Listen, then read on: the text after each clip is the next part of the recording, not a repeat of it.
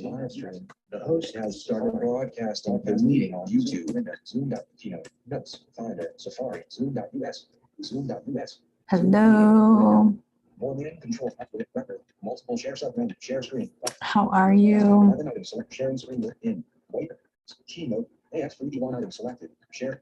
Share. Keynote. You have started screen share. Zoom share. All right. System dialog. So, Safari. yay. Safari. Guest speaker topics for blindness groups. All right, awesome. YouTube window. Show sidebar button. You are currently on a button.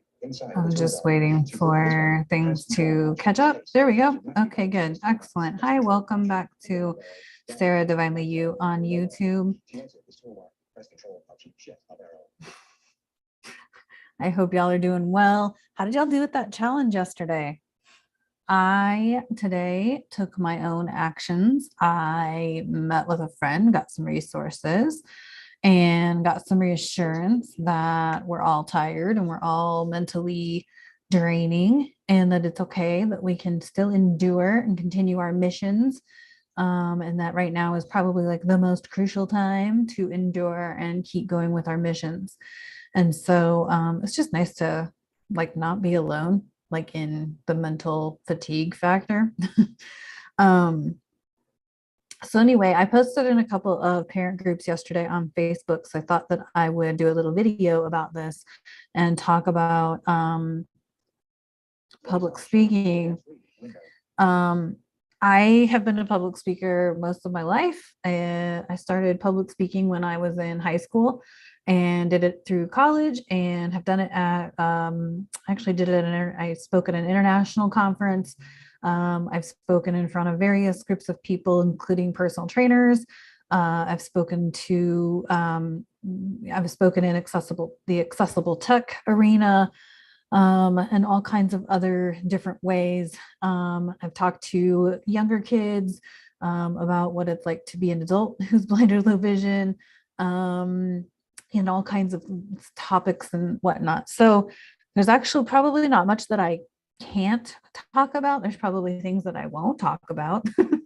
But generally speaking, I can talk about a lot of different topics, and just depending on what group of people I'm in front of. Tech is probably one of the least of them at this point, although I do have the accessible tech workshop that I would do specifically for a group, like your business group or whatever, your team or whatever, that I would do, but that I would do with an intimate group with a Q&A. So that's more of like an educational thing at this point, and not like a speech per se with so these are some topics that I would bring to either blindness groups or parents of blind children groups, things like that. And obviously one of them is just talking about my experience as being a functioning blind adult or low vision adult, as the case may be, functioning in the world, especially in this world that's, innovative and, that we're creating as we go, and that sort of thing, and being the person that I am, and being sort of the disruptor and the outspoken one, and therefore like having the experiences that I have. And so that would be one thing that I would talk about.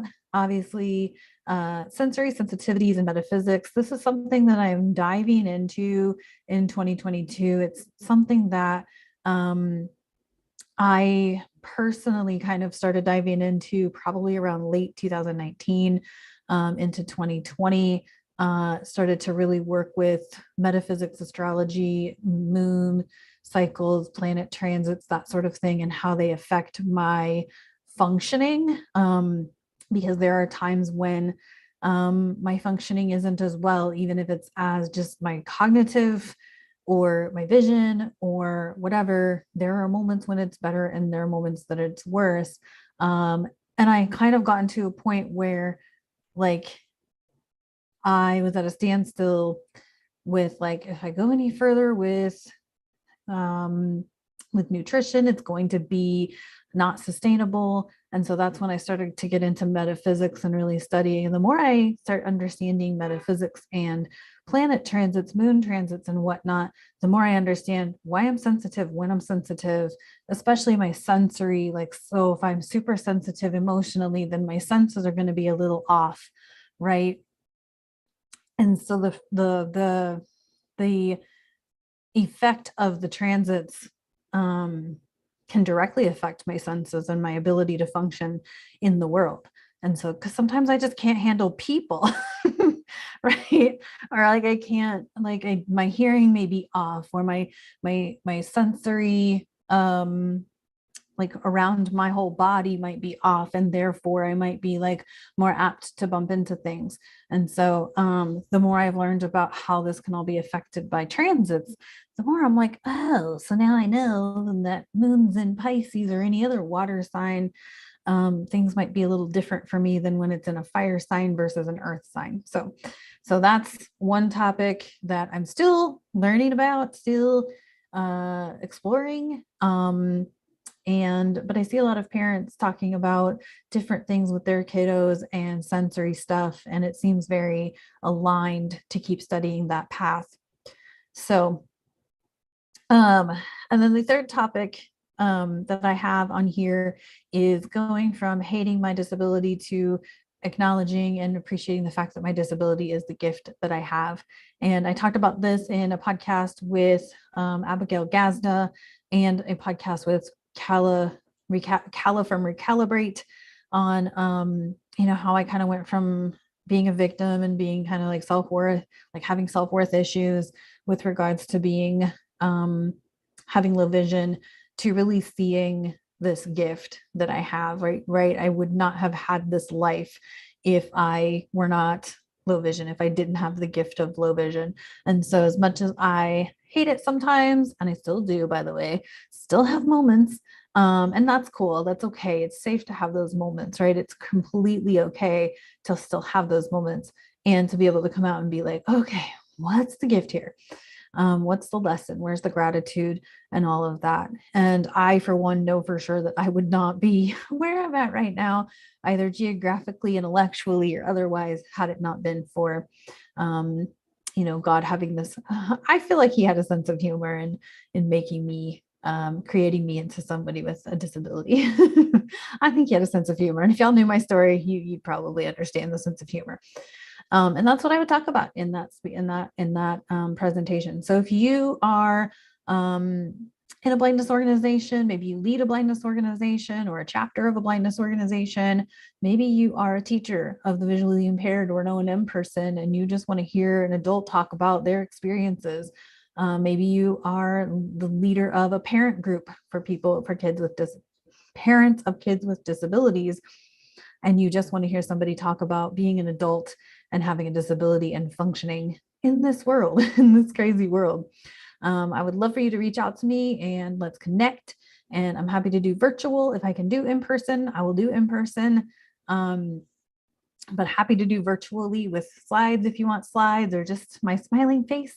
However you would like that to go, please reach out to me at sewcoaching@gmail.com.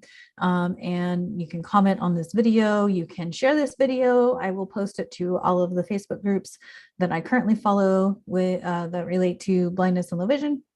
And I will also share it with some other folks that I know in blindness organizations. So thank you so much for tuning in and all of the things.